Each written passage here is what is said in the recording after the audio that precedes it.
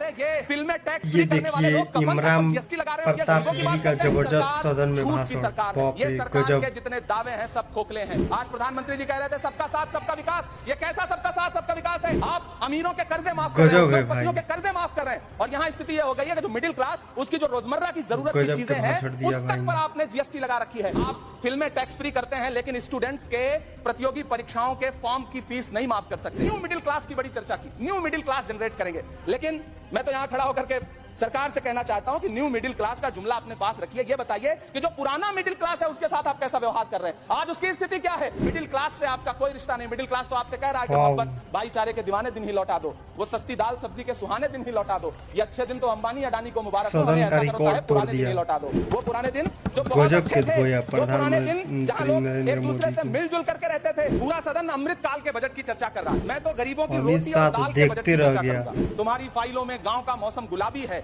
मगर ये आंकड़े झूठे हैं, ये दावा किताबी है। मैं इस बजट को अमीरों के लिए पेश किया गया बजट कहूंगा। इसमें गरीबों के लिए कुछ है ही नहीं। नौकरी मांगने वाले नौजवानों पर लाठियां बरसाने वालों, आपने इस बजट में युवाओं को क्या दिया? आपने पुरानी पेंशन बहाली की मांग करने वालों को क्या दिया?